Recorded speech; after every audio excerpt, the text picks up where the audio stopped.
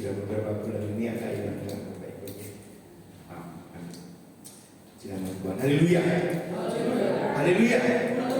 Puji Tuhan. Selamat malam. Selamat sejahtera dan kasih Tuhan, baik dari kasih Tuhan. Terima kasih kepada Tuhan Yesus yang masih memberi kesempatan kepada kita untuk bisa mendengar firman Tuhan dan berdoa ya hari ini. Dan terima kasih juga kepada pengurus wilayah yang sudah mempercayakan saya untuk bisa melayani Bapak Ibu. Sebelumnya saya bagi lembaran kertas yang mau diminta doa nanti Bapak Ibu ya. Muka-muka tidak lama saya berubah. Ini ada pulpen kalau mau ada yang tidak bawa pulpen. Bapak Ibu yang perlu didoakan nanti bisa tulis di situ, ada kertas yang dibagi, monggo yang minta nanti langsung jadi kita akan berdoa nanti hamba-hamba Tuhan di sini semua akan berdoa juga doa-doa yang mau diberikan ya nama Tuhan. Hari ini kita bicara tentang apa mengganggu suara saya? Aduh, benda ya, hilang gimana ya? Kita akan tentang doa ya, tentang doa.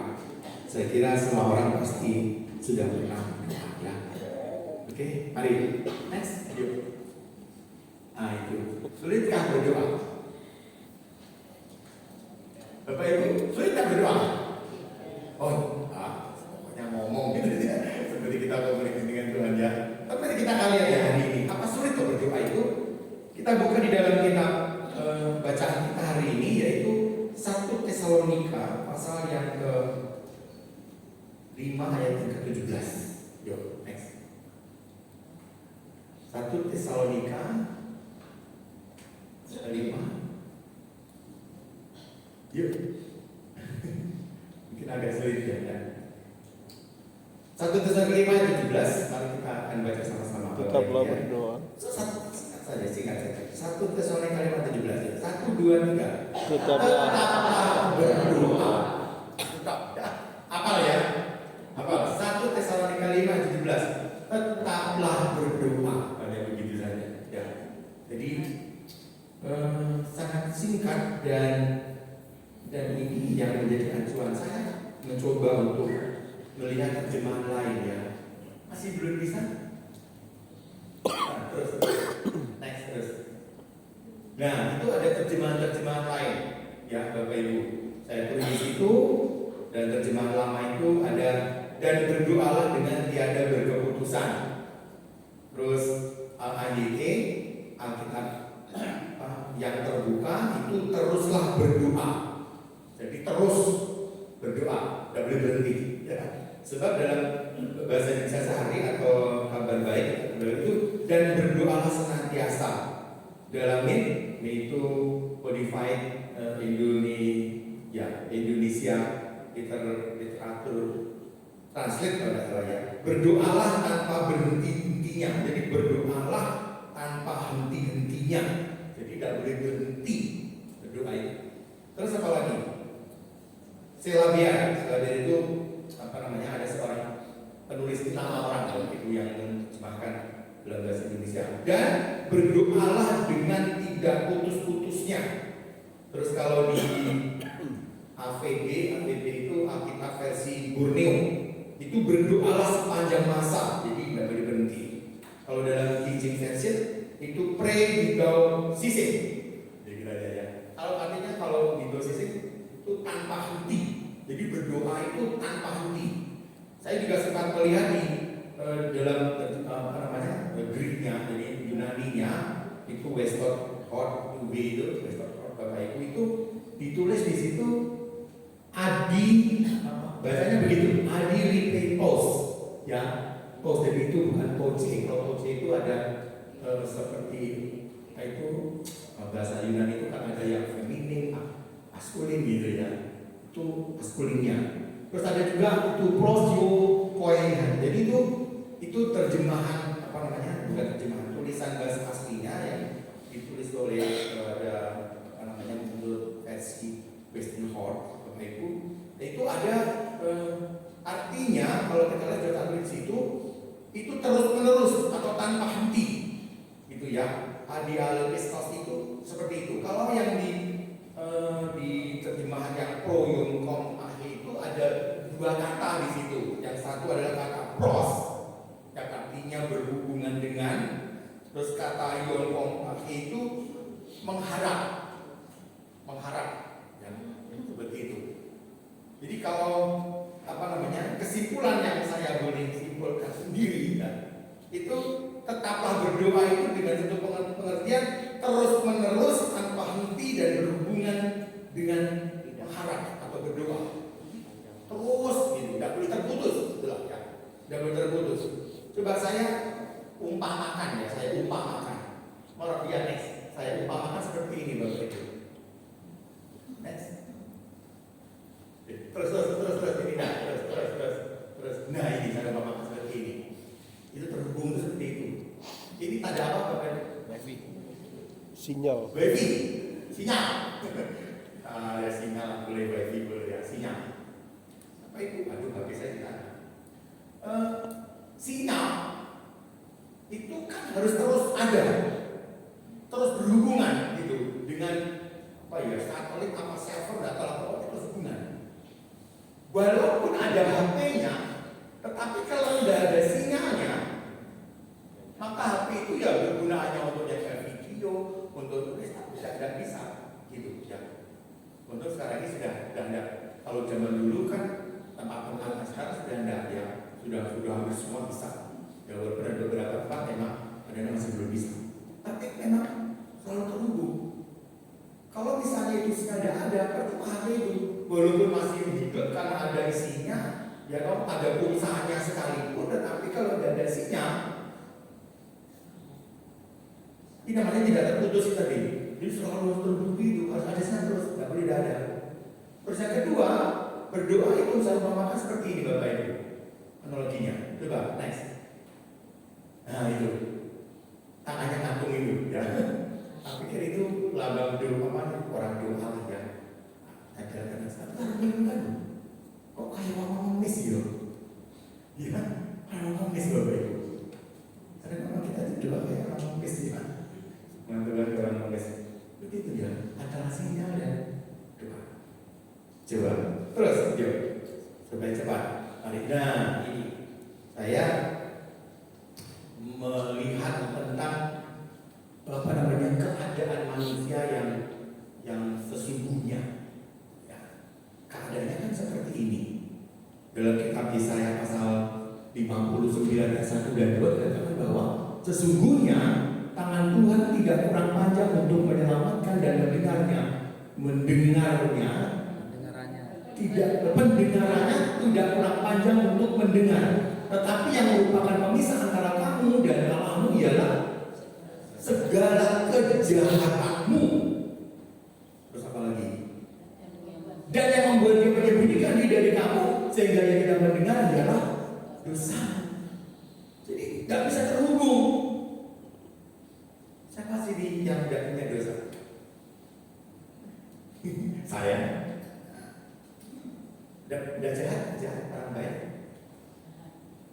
Dari sekarang dari sekarang. Tapi yang jahat memang seperti itulah kita. Sinyalnya itu kadang gitu ya. Padahal dikatakan ini tetaplah berdoa, artinya sinyal itu jangan putus. Tidak boleh putus. Berdoa tiap hari betul. Tapi bukan tiap hari, tiap saat, tiap detik tidak ada yang putus. Kali pun tidak ada yang putus. Seperti itu doa. Terus next, yuk. Itu terhubung. Ada juga yang berdoa tadi. Yuk lanjut. Ya. Itu kadang terhubung. Sekarang ini yang dalam berdoa, jadi keadaan manusia yang kalau kita dari kitab Yakobus pasal 4 ayat 3, jadi kita baca. Bukan itu. Terus kadang terputus, kadang tidak. Sekarang yang satunya terus. Nah itu Yakobus pasal 3, sudah ada di situ Bapak Ibu. Pasal 4 ayat 3. Atau kamu berdoa juga, tetapi kamu tidak menerima apa-apa karena kamu salah berdoa. Rupanya berdoa itu bisa salah. Terus sebab yang kamu minta itu hendak kamu habiskan untuk memuaskan hawa nafsu. Yakobus pasal 4 ayat 3. Ya, saya sudah pernah bercerita, saya pernah berdoa untuk minta berkat sama Tuhan itu 2M. Saya beralasan, Tuhan kasih saya 2M. Nanti saya akan berikan. Waktu itu saya melihat ada hamba-hamba Tuhan yang bangun tidak selesai gitu ya. Kok ini bantu tapi dengan apa ya? Saya sendiri juga mau kasih apa ini? Saya berdoa Tuhan kasih 2 miliar. Nanti sama itu tak kasih 100 juta. Nanti kasih 10 juta. 10 juta gitu. Alasan saya itu gitu. Di saudara saya tak kasih sekian juta nanti gini. Pokoknya tak habiskan semua. Saya enggak gitu. Salah berdoa. Salah berdoa. Salah berdoa. Hanya untuk memuaskan nafsu mungkin dalam pikiran saya. Bapak aku pelayanan ketepatnya Pak Ferry, atau bawa beras 1 karung, bawa mie 5 kotak. Haleluya. Nanti di saya tanggal ini Pak Ferry 10 juta itu saya ini dan ini. Ini kita ada salah berdoa gitu. Kalau kita bandingkan dengan Ibrani pasal 11 ayat 1 dan Roma pasal 10 ayat 17 kemarin kami mendapatkan pelajaran di kampak Bapak itu di doa di mana di geraha itu juga saya mikir-mikir ya. Kadang-kadang iman kita itu bukan iman, katakan gini, iman adalah apa? Segala sesuatu yang tidak dilihat gitu, ya kan? Tapi kadang kalau berdoa itu Bapak berdoa itu dari dasar apa? Iman firman Roma pasal 10 ayat 12 itu kita percaya kepada perkataan Tuhan bahwa Dia berkuasa, atau kita berdoa itu sesuatu yang sudah ada. Contoh misalnya ya, saya duluan ke tempat Pak Ferry, saya lihat, oh orang ini Pak Ferry bagus ya, ini dia Pak Ferry ya, Pak Ferry. Terus saya pulang berdoa, berikan kami organ Pak Ferry. Harapan saya itu juga ada organ itu. Saya bukan beriman kepada Tuhan yang berkuasa, tapi saya beriman kepada organnya itu. Gitu loh. Kan salah. Jadi kalau Bapak Ibu berdoa, kalau kita berdoa, saya berdoa, kadang-kadang itu berimannya bukan kepada Tuhan yang kuasa, tapi kepada sesuatu yang sudah kita lihat duluan. Orang misalnya ke istilah mata, Rio, dia.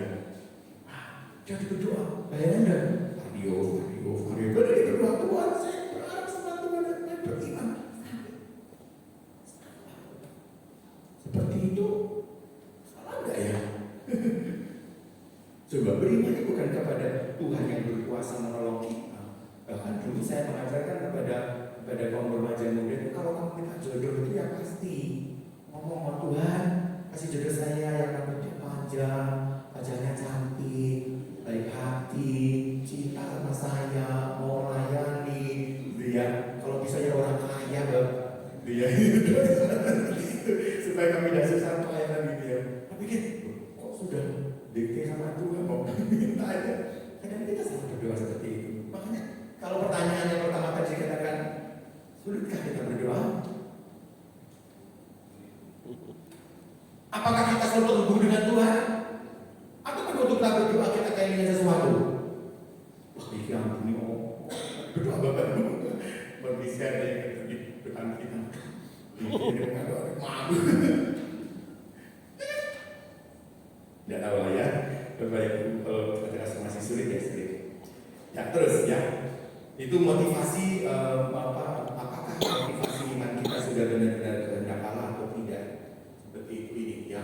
Apakah motivasinya itu benar kehendak Tuhan atau memang karena saya yang ingin, bukan Tuhan yang ingin? Kalau Bapak berdoa anaknya Tuhan, anak saya jadi dokter, mesti jadi dokter Tuhan. Jadi itu ada diomongin, anak saya jadi dokter, bukan Tuhan segala kehendakmu jadi, betul Tuhan kehendakmu jadi. Tapi kalau bisa dokter ya Tuhan gitu. Jadi kadang-kadang kita sudah beriman duluan kepada sesuatu yang bukan Tuhan. Bapak Ibu ya. Terus kembali lagi tadi, nah ini adalah dapatkah kita berdoa dengan benar dan tanpa henti? Seperti pertanyaan yang tadi, sudah kita berdoa? Bapak Ibu bilang, oh enggak, kita berdoa. Itu kenyataannya memang kalau kita terhubung. Tetapi dapatkah kita berdoa dengan benar dan tanpa henti? Tidak boleh berhenti Bapak Ibu, sedetik pun tidak boleh. Harus selalu terhubung seperti sinyal, tidak boleh putus sama sekali. Ya, kadang-kadang saya itu ada sinyalnya itu ada wifi, ada data. Jadi dihidupkan semuanya. Jadi kalau keluar dari wifi nanti akan langsung hubung ke data. Begitu masuk lagi ke rumah, karena malam kan ada di Trenggalek itu hampir pasar, semua pasar itu dikasih spot. Jadi kalau kita ke pasar, kalau di situ langsung terhubung. Kalau kita ke kafenya orang, langsung terhubung. Kalau kita ke, nah gitu ya, terhubung gitu. Kalau tidak ada wifi langsung ke data, gitu. Jadi seperti itu harusnya. Tapi mampu nggak kita seperti itu? Bapak, yuk langsung. Ya. Terus sekarang, apakah manusia berhubungan dengan Allah ini? Ya. Terus, yuk. Belum bisa. Oh, sih, ya. Yang dalam catatan saya itu apabila manusia berhubungan dengan Allah, pola pikir atau mindsetnya itu harus berubah.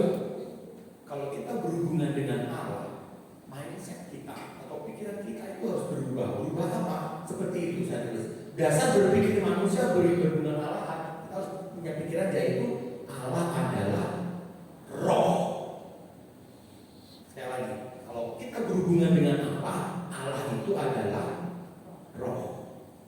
Jadi Allah itu bukan sesuatu yang bisa kita bayangkan seperti itu. Hanya ini aja.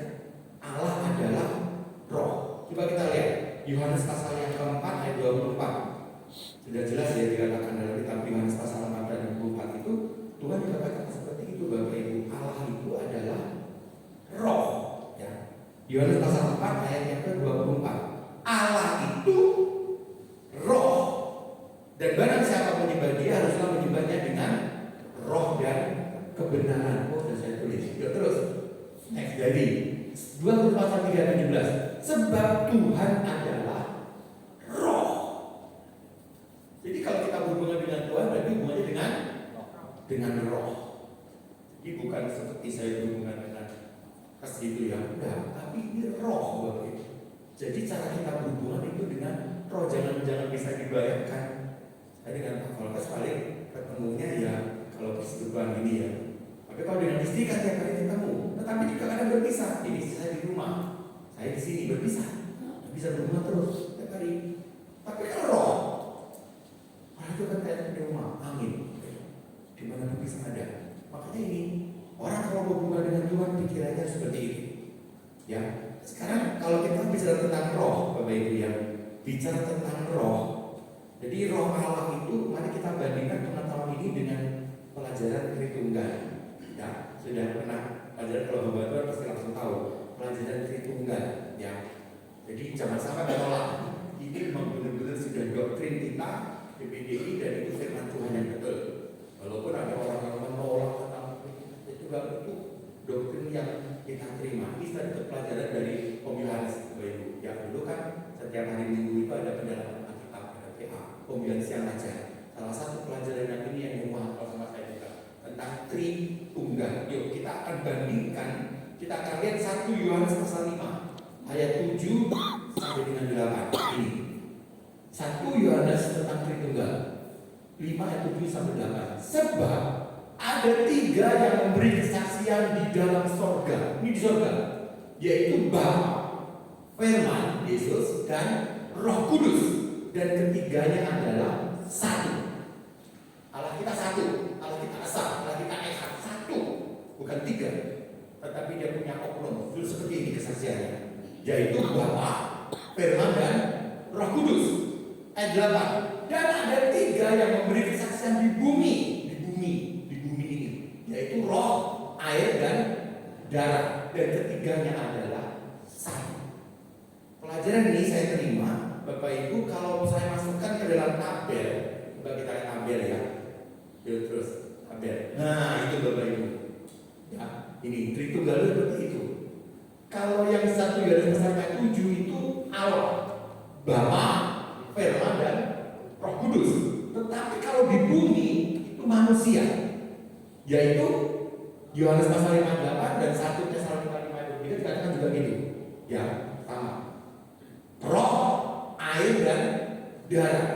Eksistensinya adalah Bapa, kalau manusia roh itu roh. Firman Yesus itu air, kalau manusia tubuh. Kenyataannya seperti itu. Roh Kudus itu darah, kalau di manusia itu jiwa. Itu ya. Ini pelajaran saya tahun 85 salah saya dapat Bapak Ibu. Ya, roh adalah oknum untuk berhubungan dengan roh. Jadi roh itu memang tidak bisa kita lihat, tapi kalau kita berhubungan dengan roh, jadi kalau roh kita itu hubungannya dengan roh juga. Ya, bisa roh Tuhan, bisa roh yang lain.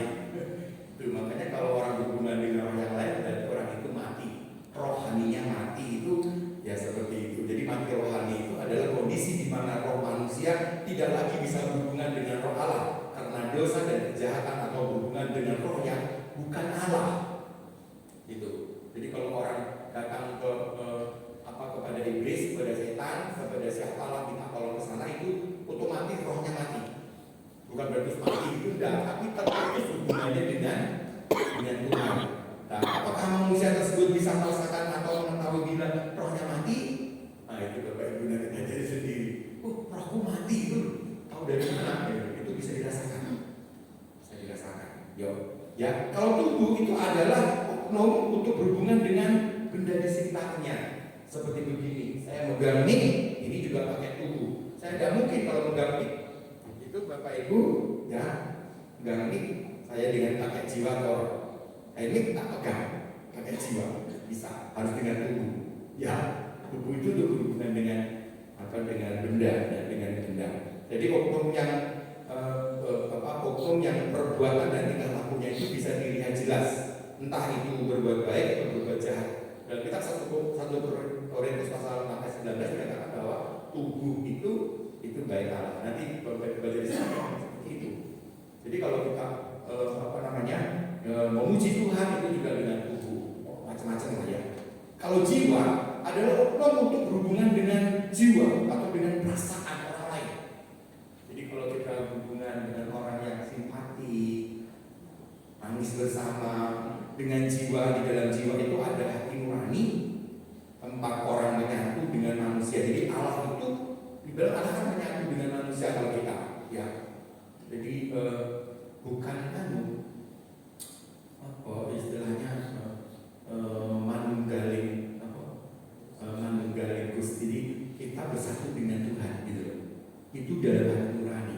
Makanya hati nurani atau hati kecil tidak bisa ditipu, karena di situ ada Tuhan. Ya, ada Tuhan. Kecuali kalau memang dia menolak Tuhan. Terus di dalam jiwa itu juga ada pikiran, juga ada perasaan. Nah, itu kalau dilihat Tritunggal tadi, tetapi dalam tabel seperti ini, bukan tabel, gambarnya. Itu saya hubungkan dengan Kejadian pasal 1 ayat 27. Tuhan mengatakan bahwa mari kita menciptakan manusia segambar. Segambar itu kalau dalam terjemahan dikatakan seperti kita, persis seperti kita. Jadi begitu. Pasti ya benar-benar diciptakan. Berarti ada seperti ini. Ya. Kalau di Trinitas, jadi di Tritunggal Allah itu ada Bapa, ada Putra, ada Roh Kudus. Ya, itu Allah semuanya. Walaupun sebenarnya Bapa dan Roh Kudus itu juga berbeda, bukan maksudnya, tapi mereka Allah. Ya, ini pelajaran Tritunggal. Saya terima, nanti Bapak lihat lagi. Nah, kalau manusia itu ada roh, ada tubuh, ada jiwa. Ya seperti itu. Ya, roh dengan jiwa itu berbeda banget. Tubuh juga berbeda. Jadi tidak mungkin manusia misalnya katakanlah seperti Fokus, saya panggil Fokus, mau tidak datang, udah saya panggil jiwanya. Jiwanya aja yang datang ke sini, mungkin harus semuanya. Kan tiga-tiganya jadi satu. Tidak bisa cuma satu-satu. Ya, ada orang yang bisa mengambil jiwa. Ya, misalnya seperti di tempat saya ada seorang dukun yang bisa membuat orang gila. Jadi itu jiwanya diambil, terus ditangkap di pohon pisang. Ya, itu bukan rohnya. Jadi bisa. Jadi memang mereka mengakui dalam kehidupan manusia itu ada 3 oknum. Ada roh. Jadi kalau kita bisa melihat itu rohnya, ini jiwanya. Itu bisa dilihat. Cuma ya itulah ya. Itu pelajarannya oke saja ke sana sedikit-sedikit. Bandingkan sekarang, ya kita samakan. Bapa itu roh, Putra itu tubuh, sedangkan Roh Kudus itu jiwa. Ya, seperti itu.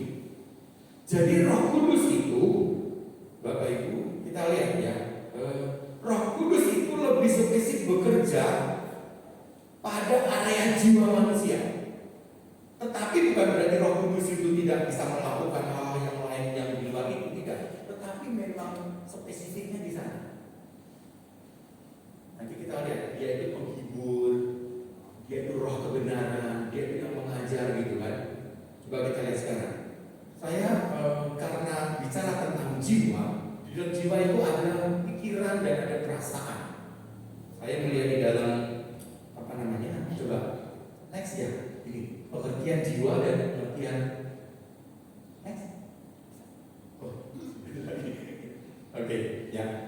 Pikiran itu dapat didefinisikan begini, sebagai kemampuan manusia untuk berpikir, merumuskan konsep dan melakukan proses kognitif seperti penalaran, pemecahan masalah dan analis. Terus pikiran seringkali terkait dengan aktivitas otak dan penggunaan pikiran yang rasional dan logis dalam membuat keputusan. Jadi maksudnya begini, kalau di dalam jiwa itu ada pikiran itu logika, logis, ya logika. Tetapi kalau perasaan itu mengacu pada reaksi emosional manusia yang muncul sebagai respon terhadap suatu stimulan atau pengalaman. Perasaan melibatkan aspek kejiwaan yang lebih subjektif dan terkait dengan pengalaman yang interpretasi pribadi. Seringkali perasaan dapat berupa kegembiraan, sedih, takut, murah, bahagia. Ada mengatakan begini, apa namanya? Tak usah ku takut, ya terus Allah yang menjaga. Terus tak usah ku bimbang, Yesus. Jadi Yesus pelihara. Terus tak usah ku sedih, Yesus. Roh Kudus yang menghibur. Kalau yang tadi kan tak usah ku takut, Allah. Terus tak usah ku bimbang, Yesus. Terus tak usah ku susah. Memang Roh Kudus itu bekerja di jiwa, areanya di situ. Ya, Roh Kudus bekerja di jiwa. Bukan berarti terus udah bisa lagi apa-apa, udah ya. Dia bekerja di jiwa. Dia bisa melakukan sesuatu yang lebih besar dari itu. Tenang. Ya, minggu kemarin, Bapak Ibu ada kesaksian dari salah satu pendidikan kami. Memang dia bergerak di bidang dia pakai untuk okultisme, Bapak Ibu. Ya, mengusir setan, orang kerasukan, gitu lah. Ya, dan itu semua bekerja. Saya bina, maksudnya saya kasih arahan kalau mau berdoa untuk orang misalnya kerasukan setan itu harus ada 3 oknum ini bekerja. Bapa itu melindungi, tetapi Roh Kudus itu akan terus dalam hatimu itu harus terus komunikasi, peka kepada pembicaranya Roh Kudus. Jadi Roh Kudus bisa dalam hatimu. Kamu mau apa ini? Mau diapakan ini? Orang ini mau ditangking atau mau diapakan, itu Roh Kudus. Kalau dia mau ngomong gitu, Roh Kudus berkata pada saya untuk kamu, telinganya juga kamu jewer, aneh kan? Tapi benar, telinga dijewer itu terus kapan disuruh megang kakinya, setannya keluar. Tapi kalau kamu mau mantepin dia, bukan dengan Roh Kudus, dalam nama Roh Kudus bukan, tapi dalam nama Yesus. Sebab memang verbalnya Yesus, kelihatannya Yesus. Ada begitu, Bapak. Jadi kalau kita minta berkat-berkat itu dalam nama Yesus, Tuhan berkati saya, berkati saya. Tapi Roh Kudus itu bekerja di dalam hati kita, memberi hiburan dan sebagainya macam-macam. Nanti kita akan latih situ. Yuk, contohnya ya, ada contohnya ini, contohnya. Ada contohnya. Coba next. Perasaan. Itu Bapak Ibu. Yohanes 14 ayat 26. Tetapi penghibur itu Roh Kudus bekerja di perasaan, ya. Yaitu Roh Kudus yang akan diutus oleh Bapa dalam nama-Ku. Dialah yang akan mengajar itu logika. Jadi Bapak Ibu, kita juga mau dipakai logika. Ya, logika itu di bawah iman. Jadi bukan iman tidak bertentangan dengan logika, ya, tetapi logika itu di bawahnya iman.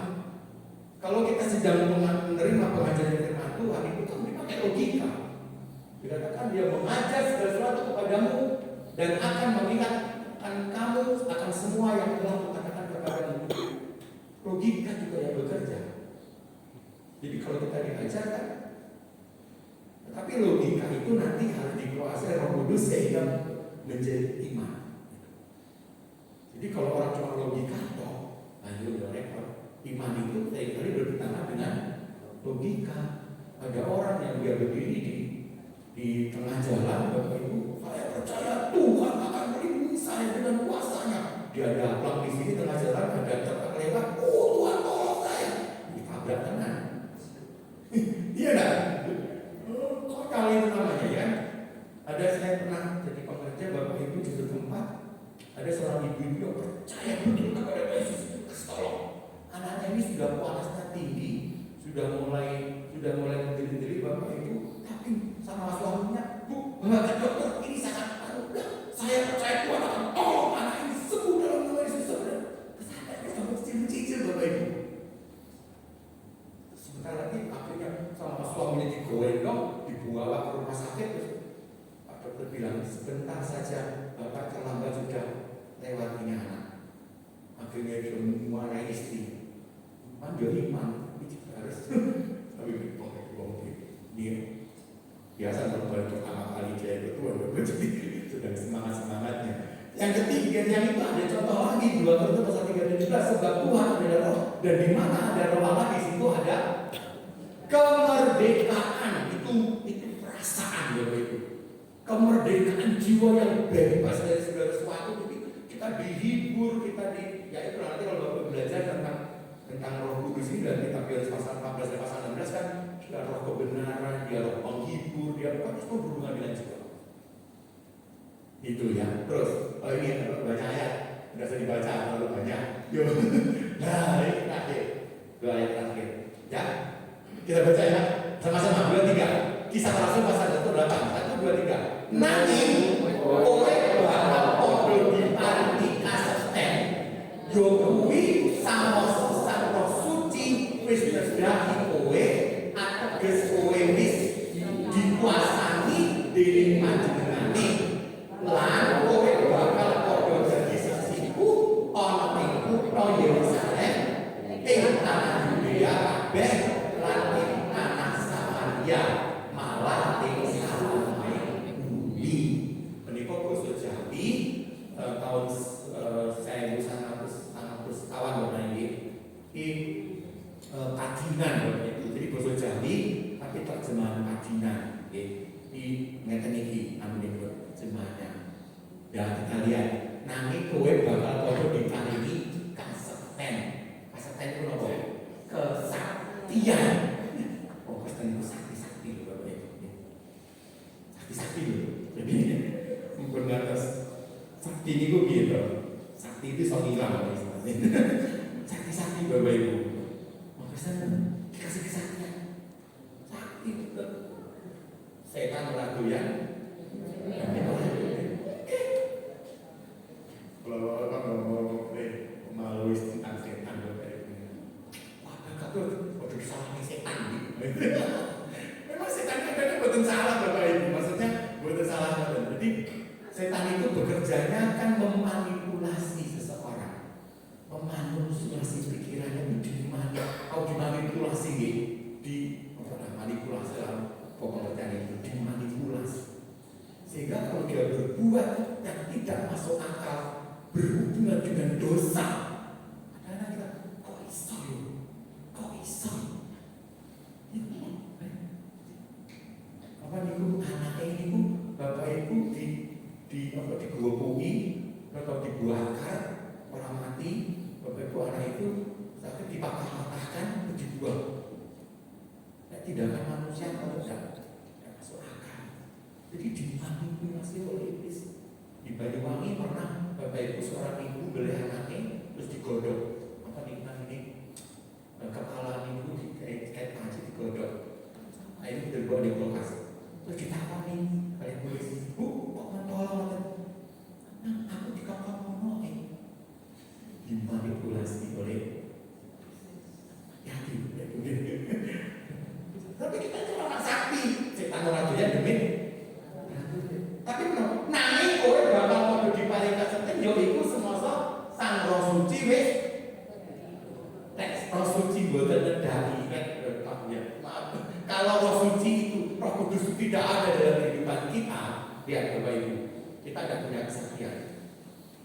Apalagi mau berdoa, mau berhubung dengan Tuhan. Ada Roh Suci, ada Roh Kudus yang membantu kita kan? Kalau bisa itu pentingnya. Makanya Tuhan katakan, aku akan mengirimkan. Yesus katakan begitu kan? Aku akan menolong, akan mengajar kamu, akan begini, kamu akan. Jadi Roh Kudus itu yang akan memampukan kita untuk bisa selalu berhubungan dengan Tuhan. Ada putusnya. Nanti katakan itu, semua Sang Roh Suci wis nedaki kowe, ateges kowe wis dikuasani. Kata dikuasani Bapak Ibu. Dikuasai seluruhnya. Makanya pentingnya kita penuh dengan Roh Kudus supaya dikuasai. Ya toh? Tadi buka hati. Ya bukan. Hati sama. Nah, buka hati untuk jamahanmu, terus berserah penuh hadiratmu, kau ambil alih seluruh hidup itu dikuasai. Sudah, saya 10 hari kemarin Bapak Ibu berdoa sama jemaat, hanya satu yang dikuasai Roh Kudus, penuh Roh Kudus. Terus saya mulai bertanya, karena dulu aktif, sekarang sudah ada aktif. Rupanya dia kena satu pelajaran. Aduh, enggak saya tulis dari sini. Maaf ya. Roma pasal 8 ayat 14 kalau tidak salah ya. Roma 8 14. Yang mengatakan begini. Coba kita lihat ya. Ini ada pelajaran yang jemaat kami itu ada yang sampai akhirnya tidak mau lagi doa, tidak mau lagi doa untuk penuh Roh Kudus. Sebab dia punya ayat yang ini Bapak Ibu. Roma pasal 8 ayat 14 ya. Roma 8 ayat 14. Sebab semua orang yang dipimpin Roh Allah adalah anak Allah. Sehingga dia merasa bahwa aku ini sudah ada Roh Kudusnya loh. Itu Roma pasal 8. Semua yang disebut anak Allah itu dipimpin oleh Roh Allah. Jadi Roh Allah sudah ada dalam diri saya. Jadi ada mau tidak usah cari kepada Roh Kudus. Padahal di dalam kitab tadi Kisah Rasul pasal 1 tadi dikatakan apa? Dikuasai dening panjenengan itu kalau Roh Kudus ngedai itu menguasai seluruhnya. Bahasa Indonesia apa? Ada bahasa Indonesia itu satu 8 juga Ibu. Roh Kudus turun ke atas kamu, dikuasai ya, menerima turun ke atas semua, turun ke atas semua. Tetapi kamu menerima kuasa Roh Kudus dengan kamu, kalau turun ke atas kamu, turun. Kalau nedaki itu lebih kepada menguasai seluruhnya, seperti itu, dikuasai. Seperti yang tadi Bapak Ibu, berapa tadi? Seluruh hidupku dikuasai. Sudah penuh Roh Kudus semua. Kalau hamba Tuhan saya yang sudah penuh Roh Kudus, Roh Kudus itu akan menguasai seluruh hati kita. Sehingga dalam kitab Roma pasal yang ke-8 ayat 26, demikian juga Roh membantu kita dalam kelemahan kita, sebab kita tidak tahu bagaimana sebenarnya kita berdoa.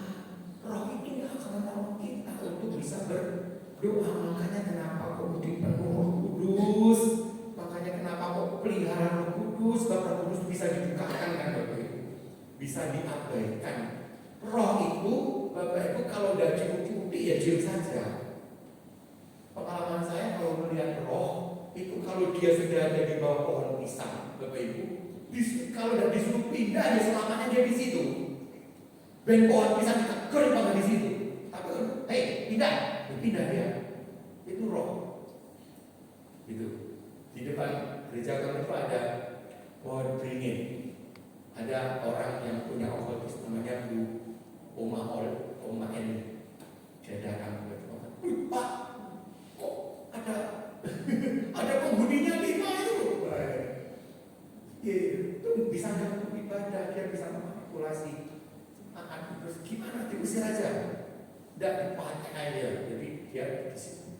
Tidak kemana-mana. Jadi memang roh itu kadang-kadang kalau udah disuruh. Kalau Bapak Ibu di dalam diri kita ada Roh Kudus, ada Roh Kudus, ada Roh Kudus. Semua punya Roh Kudus. Memang semua orang yang dipimpin Roh Kudus dialah anak Allah. Maka dibalik, semua anak Allah itu pasti dipimpin oleh Roh Kudus. Cuma dikuasai sebenarnya belum gitu. Mau ditemukan. Kalau belum, ya. Jadi seberapa kita bisa dikuasai? Kalau kita katakan apa? Buka hati untuk jamahanmu, buka hatimu untuk Roh Kudus menguasai kehidupan kita. Kalau kita dikuasai untuk berdoa itu tidak sulit, betul? Kalau Roh Kudus sudah menguasai kehidupan kita untuk berdoa, bahkan kalau kita berdoa, Bapak Ibu, kalau kita tidak bisa berdoa, ada bantuan dari Roh Kudus untuk kita bisa.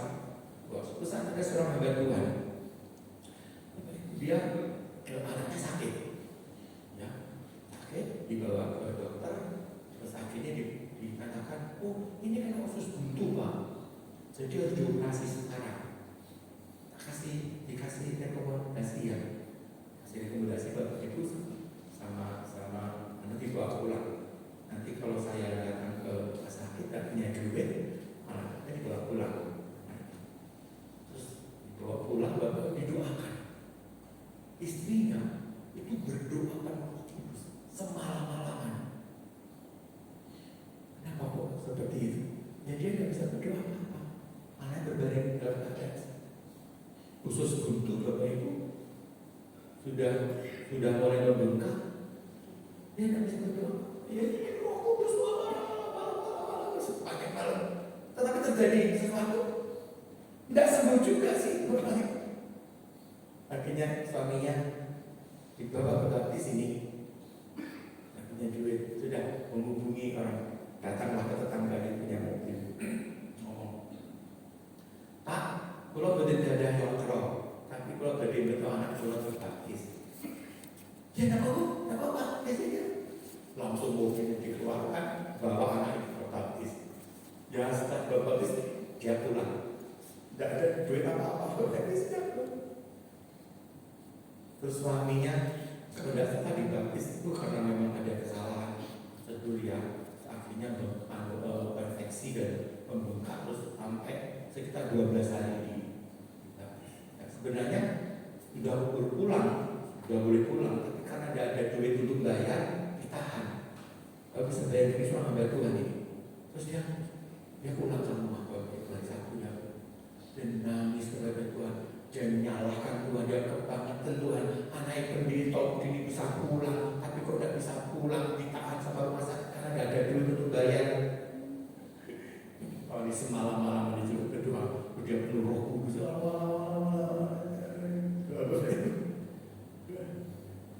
Itu tidak bisa berdoa, gimana lagi mau berdoa tidak ada duit? Ya, duitnya hanya bisa untuk makan sama untuk perjalanan naik bis ke baik-baik itu. Sampai rumah besok kebaktian kita kolektor ya sudah, kolektornya waktu itu tidak tahu ya berapa semua, ya tidak cukup waktu itu harus bayar 5 juta, 6 juta Bapak Ibu ya, di 6 juta. Gimana? Ya sudah, dia berdoa ya Roh Kudus itu. Jadi seperti keluhan yang diucapkan Roh Kudus tidak tahu apa yang dimintakan sama Tuhan. Akhirnya ibadah sudah selesai ibadah, atau ada orang yang manggil, kamu disuruh datang ke rumah. Tadi datang ke rumah sama ini ada uang bisa untuk apa? Bisa untuk bantu anaknya. Itu Bapak Ibu. Akhirnya langsung buatan begini, terus ya bisa pulang. Memang tidak bisa berdoa. Bapak Ibu pernah mungkin mengalami pada waktu kita sudah punya tekanan seperti kan tidak bisa ngomong, sudah mau berdoa apa lagi. Bahkan ada jemaat yang saya tanya kalau punya apa ya? Ya cuma nangis. Judul Bapak Tuhan nangis ya sudah. Ya penuh Roh Kudus ya harus malam gitu. Bapak Ibu saya percaya itulah dinamakan keluhan-keluhan yang tidak terucapkan. Roh Kudus membantu untuk doa. Katakan tadi kan begitu. Bagaimana tetapi Roh Kudus sendiri berdoa untuk kita kepada Allah dengan keluhan-keluhan yang tak terucapkan. Itulah pentingnya kita tidak hanya dipimpin tetapi juga dipenuhkan oleh Roh Kudus. Ya, ujian tadi. Apa api? Terakhir itu. Api Pantekostaku punya. Sudah punya Pantekosta Bapak Ibu? Sudah punya Roh Kudus di dalamnya?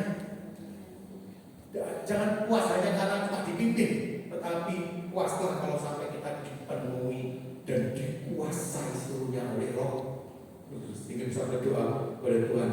Ku buka, yuk, ku buka. Nah, ku buka hati, ku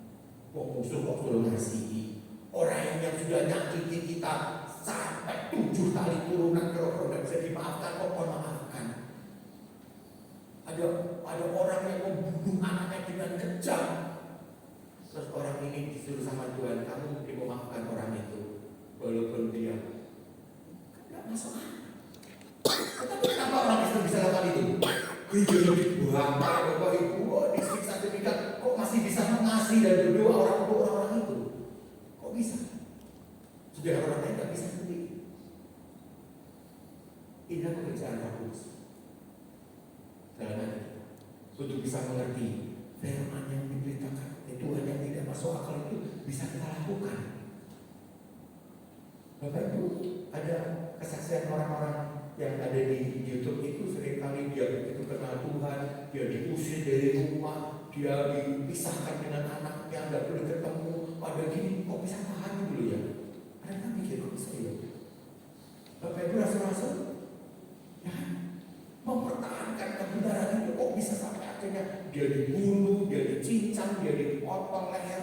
dia dibakar, dia di pokoknya macam-macam lah. Bapak Ibu kok tahan gitu? Karena ada roh di dalam kehidupan. Makanya buka hati kita waktu dia bekerja. Ada orang yang lainnya Bapak Tuhan tahan sampai sekarang di tempat-tempat ya roh. Tanya ada Bapak ini. Aduh, kalau pengalamannya pasti lebih hebat dari saya. Ya, Tante sama Om Niko ini pada waktu meski pelayanan masih merintis, anaknya itu minta susu tapi dikasih teh. Sampai ada susu. Iya. Sampai sekarang hidup masih malah berhasil semua kan. Pada waktu saya pelayanan di ajarin di sana Bapak Ibu, itu gereja itu dikelilingi, tegang banget ya. Pada waktu rezeki, tapi bisa kuat bertahan di sana ya. Ada mau dipateni sama orang itu. Bagaimana mungkin? Ada Om Niko ini punya pelayanan di Jakarta sudah enak. Mau datang ke Prigi, dengan kalau tidak ada Roh Kudus mungkin katakanmu semua Tuhan punya pengalaman seperti itu. Bapak Ibu pasti juga punya pengalaman dalam kehidupan. Tapi lebih dahsyat lagi kalau kita buka hati, dikuasai sepenuhnya oleh Roh Kudus. Ku buka hati.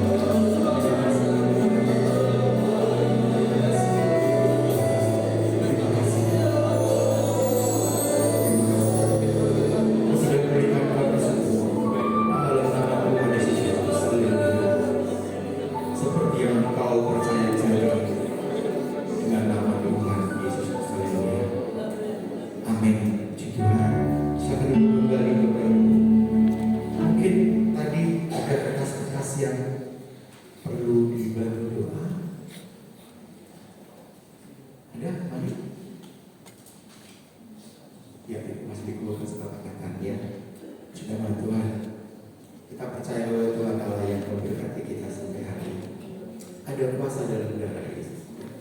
Ada kuasa dalam darah.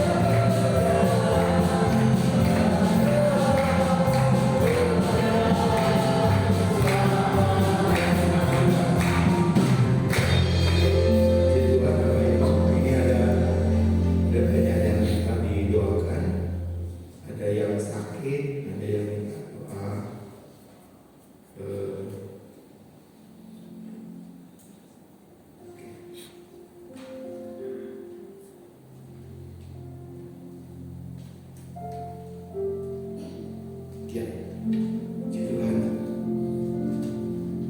Ini cukup satu orang saja yang doakan. Mohon pimpin doa untuk saudara-saudara kita ini ya, didoakan. Mari kita berdiri lagi Bapak Ibu. Kita percaya bahwa Tuhan akan menolong kita semuanya. Mari kita sedekahkan. Haleluya, haleluya, puji Tuhan, haleluya. Haleluya, haleluya. Segala puji, hormat, kemuliaan bagimu Tuhan Yesus Allah kami yang hidup, Allah yang sudah menyelamatkan kami dan telah mengaruniakan kepada kami hidup yang kekal. Itulah yang senantiasa membuat hati kami bersyukur kepadamu ya Bapa. Terima kasih Bapa yang baik, malam hari ini kami datang di hadirat-Mu dengan kerendahan hati kami. Ada permohonan-permohonan doa yang dibawa oleh umat-umat-Mu di hadapan-Mu ya Bapa. Kami sehati, kami bersepakat di hadirat-Mu, dan kami percaya Roh-Mu ada bersama kami, menolong kami, dan kami percaya saat ini kami sedang terhubung dengan Engkau ya Bapa. Terima kasih Bapa.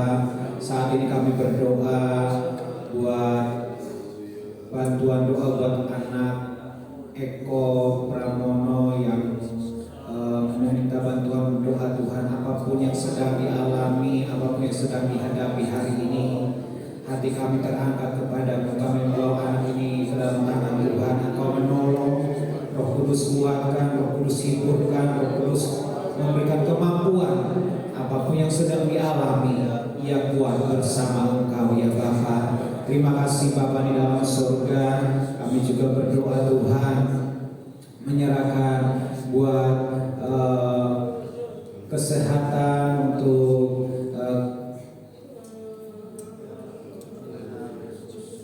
Ibu Deborah Suyati yang ada, Tuhan, apa yang sedang dialami oleh keluarganya juga Tuhan kami bawa dalam tangan Tuhan. Engkau menolong, beri kekuatan, berikan penghiburan, dan biarlah kemampuan dari Roh Kudus selalu menyertai keluarga ini, sehingga mereka boleh kuat melewati semuanya di dalam Tuhan. Terima kasih Bapa buat Antoni juga Tuhan, Engkau menolong di dalam permohonan pemulihan kesehatan yang ada.